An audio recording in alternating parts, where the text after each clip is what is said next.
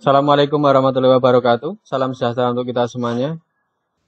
Oke, kali ini kita akan belajar mata pelajaran informatika fase D kelas 7, yaitu tentang sistem komputer hardware.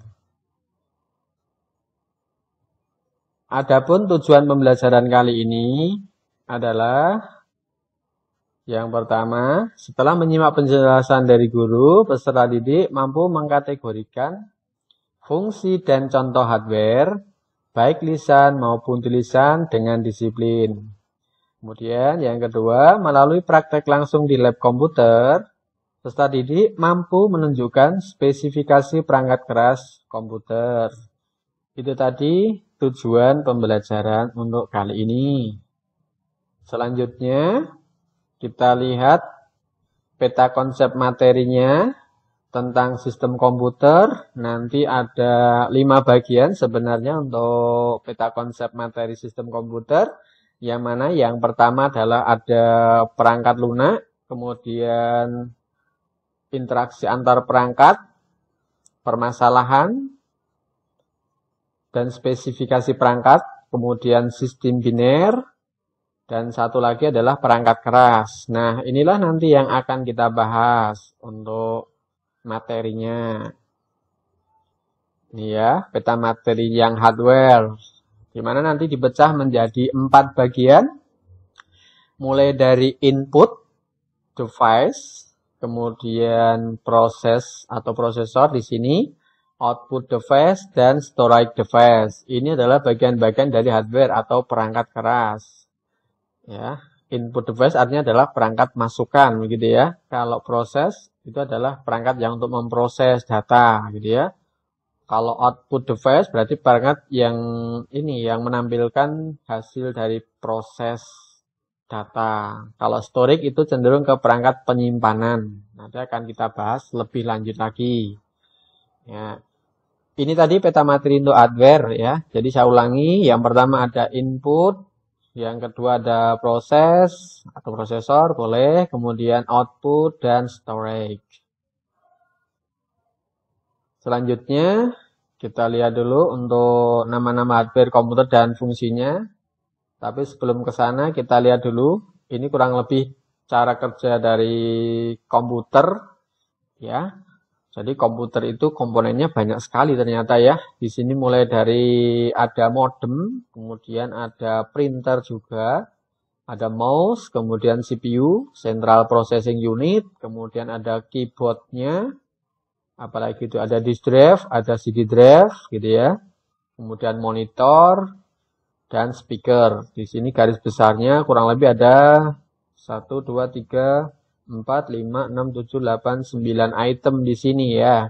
Ada 9 item, mulai dari modem yang biasa untuk koneksi internet biasanya, printer untuk mencetak di sini ada mouse-nya, kemudian CPU, keyboard, disk drive, kemudian compact disk drive atau CD drive, monitor, dan speaker. Nah, seperti ini. Ini kurang lebih cara kerja dari komputer gambarannya. Nah, mari kita jabarkan satu persatu. Ada 4 jenis hardware komputer ya. Yang pertama adalah input device ya, atau biasa disebut dengan perangkat masukan gitu ya. Kemudian yang kedua ada output device atau perangkat keluaran. Yang ketiga adalah process device atau perangkat pemroses.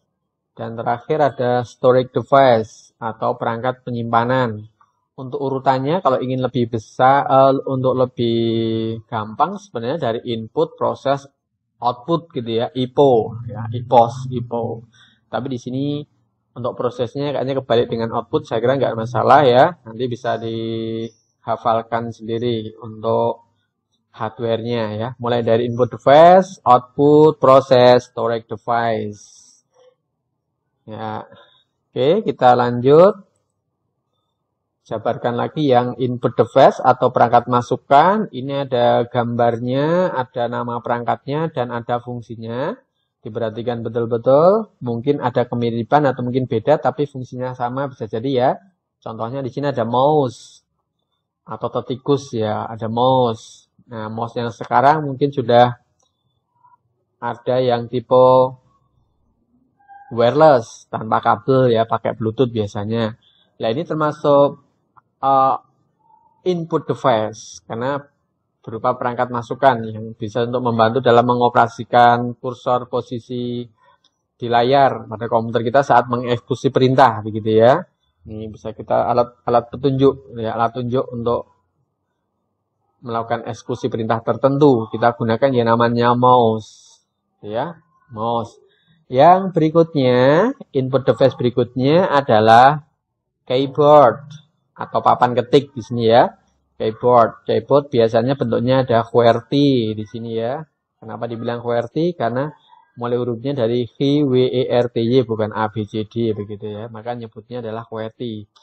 Alat input ini digunakan untuk memasukkan karakter. Karakter itu bisa berupa teks, kemudian huruf.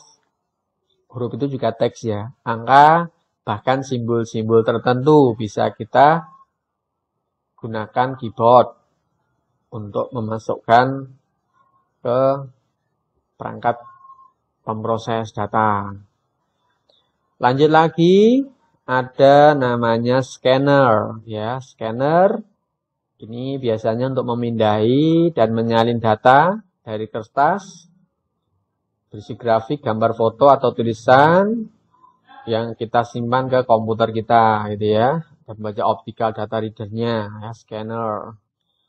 Berikutnya lagi adalah joystick yang biasa main gaming ya, ada joystick. Kali ini joysticknya udah main modern di sini ya. Biasanya joysticknya di ini ya, di dua tangan ini sudah ada joystick yang lebih modern lagi. Apa fungsinya? Biasanya untuk gaming ya, untuk yang suka gaming, untuk mengoperasikan gerak maju, mundur, kiri, kanan, atas, nyerang dan seterusnya, kita gunakan joystick di sini untuk permainan game, ya.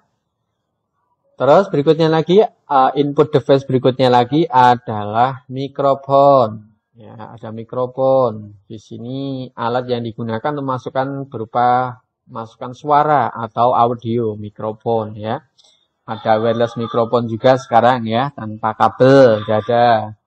Terus lanjut lagi, input device berikutnya adalah barcode reader. Barcode reader biasa kita jumpai pada saat kita mungkin berbelanja di mall, membeli produk tertentu, yang ada kode-kodenya itu tinggal di scan saja, sampai bunyi cekrit gitu biasanya ya. Nanti akan muncul nama produknya dan harganya. Biasanya ini dipasang di komputer kasir ya. Komputer kasir. Sudah ada angkanya, muncul produknya, harganya, sudah muncul semua di situ. Diskonnya kalau ada. Nah, seperti itu adalah barcode reader gitu ya. Seperti itu. Oke, lanjut lagi. Untuk input device, ini ada joystick, barcode, dan seterusnya tadi. Sekarang kita ke output device ya, perangkat keluaran. Perangkat keluaran, ini sambilkan contoh. Yang pertama ada monitor. Ya, monitor. Yang biasanya di komputer untuk menampilkan gambar, teks, angka, grafik, dan sebagainya. Ini adalah monitor. Hampir sama dengan yang kedua yaitu LCD projector. LCD projector itu fungsinya sama dengan monitor, tapi kelebihannya adalah ukurannya yang lebih besar dibandingkan dengan monitor. Itu adalah LCD projector yang biasanya dipasang kalau di sekolahan, di langit-langit itu ya, di langit-langit atau di langit-langit digantung itu ya, itu namanya LCD projector. Terus berikutnya lagi, alat output device, perangkat keluaran yang berikutnya adalah speaker. Ini adalah alat output yang mampu menghasilkan suara dari komputer. Misalkan ingin mendengarkan musik, percakapan film, atau efek suara lainnya, nanti akan dimunculkan oleh sang speaker ini ya. Sang speaker ini. Mungkin yang lebih kecil ukurannya ada ya, headset itu ya, itu bisa juga dikatakan sebagai output device ya, headset. Ini ya. Ini. Ya, oke. Output device ada monitor, projector, speaker. Lanjut lagi berikutnya. Output device berikutnya yaitu adalah printer.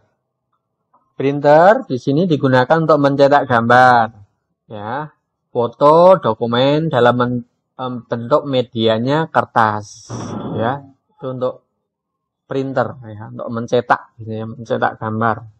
Printer ada yang warna, ada yang cuma monokrom, jadi cuma hitam putih juga ada, ya, printer.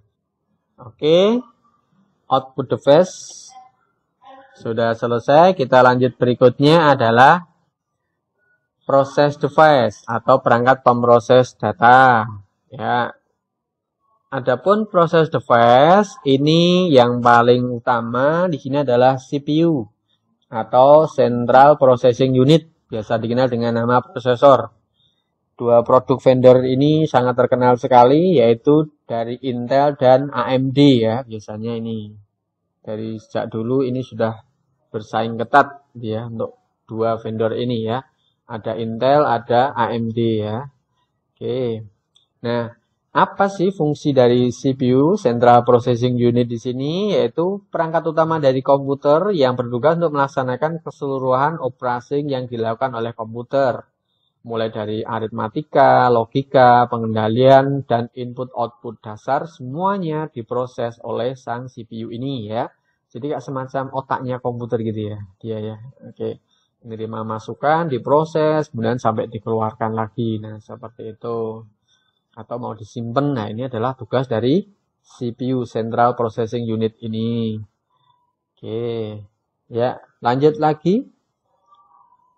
Yang berikutnya ada storage device atau perangkat penyimpanan. Perangkat penyimpanan data di sini ya. Yang pertama ada flash disk. Kemudian ada hard disk atau mungkin sekarang sudah terkenal dengan SSD gitu ya.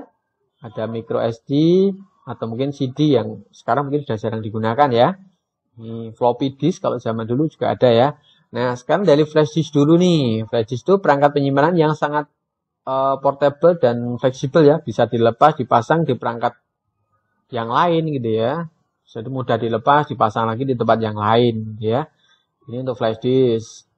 Cuma kendalanya mungkin ini size-nya masih tergolong menengah ke bawah ya. Itu belum berukuran besar seperti yang berikutnya yaitu hard disk atau solid state drive disk ya. Dimana ini juga sama-sama penyimpanan tapi kapasitasnya lebih besar. Bahkan bisa menyimpan sistem operasi ya. Dengan satuannya untuk penyimpanan biasanya berupa gigabyte. Ya, di mana 1 GB itu sama dengan 1000 MB gitu ya. Dan bahkan sekarang tidak cuma giga ya, sudah ada di atasnya yaitu adalah tera, di mana 1 tera itu setara dengan 1000 giga kan gitu ya. Itu adalah untuk hard disk atau SSD. Gitu.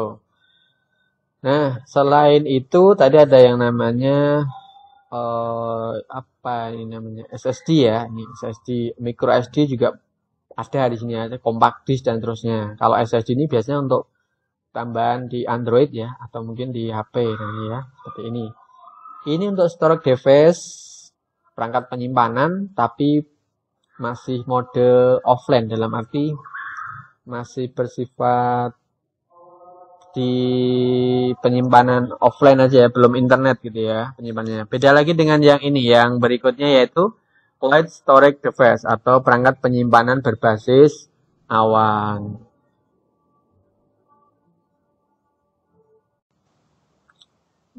Cloud Storage Device atau perangkat penyimpanan berbasis awan sekarang sudah tidak asing lagi bagi kita, baik itu di Android maupun di PC, personal komputer maupun laptop ya.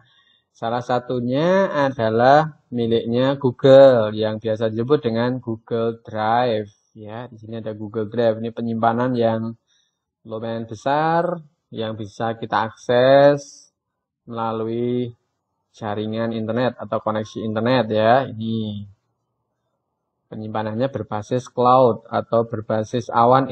Artinya apa? Kita tidak butuh perangkat lokal untuk menyimpan data-data kita, tapi secara online. Ngambilnya nanti juga sama secara online, bisa diakses dimanapun selama kita punya akses internet gitu ya. Lainnya lagi ada lagi biasanya ada OneDrive yang miliknya Microsoft gitu ya. Ini juga termasuk berbasis awan juga.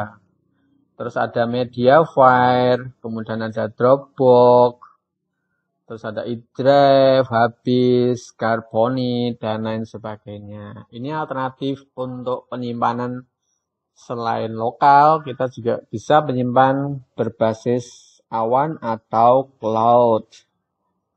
Ya.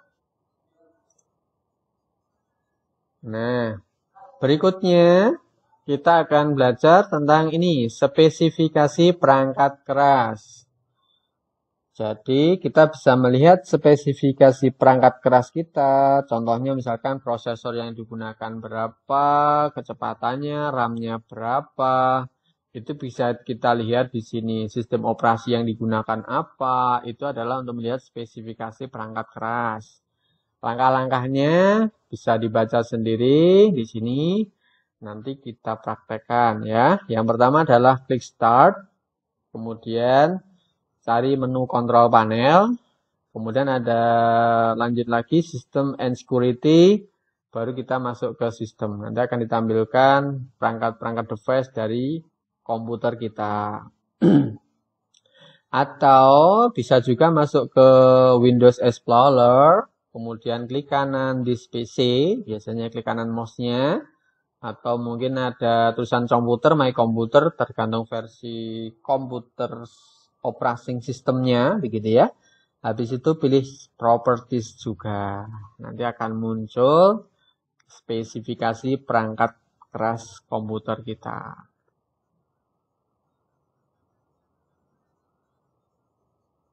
Nah, coba sekarang kita praktekkan dulu untuk cara melihat spesifikasi perangkat keras ya.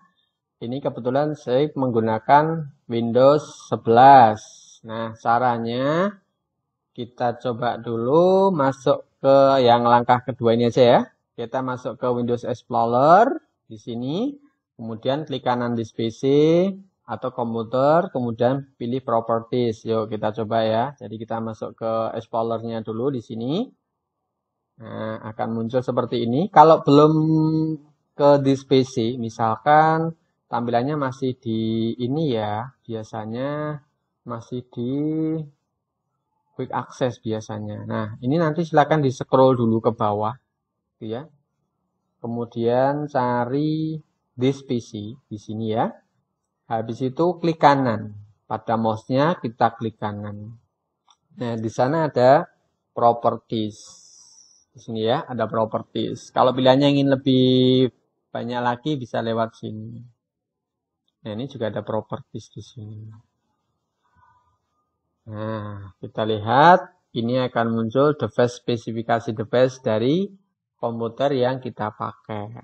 Contohnya di sini ada prosesor itu menggunakan AMD Ryzen 5 ya. Kemudian kecepatannya hingga 2,1 GHz di sini ya, speednya. Ini untuk prosesornya. Kok tidak pakai Intel dan seterusnya? Lah itu adalah cuma untuk tipenya aja, tipe prosesornya aja ya. Ada yang Intel Pentium, ada yang AMD. Ini kebetulan yang saya demokan ini menggunakan prosesor yang tipe AMD.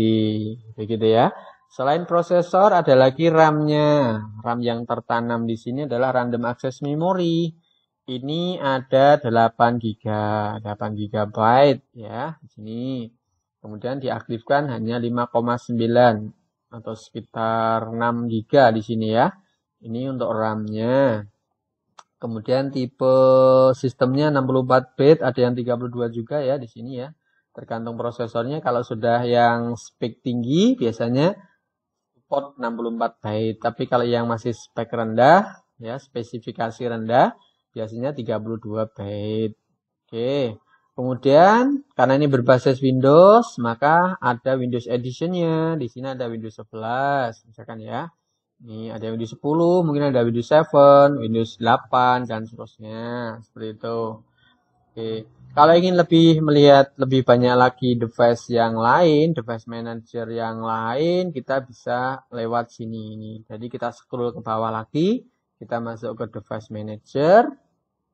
Nah, nanti akan dimunculkan hardware yang ada di komputer kita. Ada audionya, yang tadi untuk output ya. Ini audio input outputnya gitu ya. Nih, kalau inputnya itu yang mikrofonnya, kalau speakernya itu outputnya, kan gitu ya. Terus ada lagi kamera. Kamera itu termasuk input ya. Oh, ini HP True Vision HD kamera lah ini spesifikasinya. Kemudian ada lagi VGA-nya gitu ya. Atau VGA-nya ini ya untuk bisa memunculkan gambar gitu ya.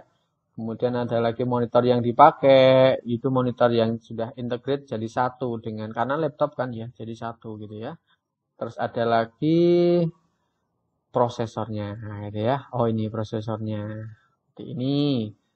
Ada lagi printernya, yang ada apa yang diinstal, nah seperti ini untuk output device-nya gitu ya. Terus apa lagi ya, storage, penyimpanan, storage ya, storage device, controller, di sini ada. Storage-nya bisa ini ya, hard disk nih ya. Ini hard disk ada ini. Nah, ini hard disk. Apalagi ya, keyboard. Ada juga ya keyboard untuk input ini, mouse itu input. Ya. Ini udah komplit di sini ya. Sini udah komplit di sini. Oke. Itu cara untuk melihat spesifikasi sistem komputer kita, ya. Oke. Nah, saya kira hampir sama untuk versi Windows yang lain. Ini kebetulan versinya pakai 2011 ya.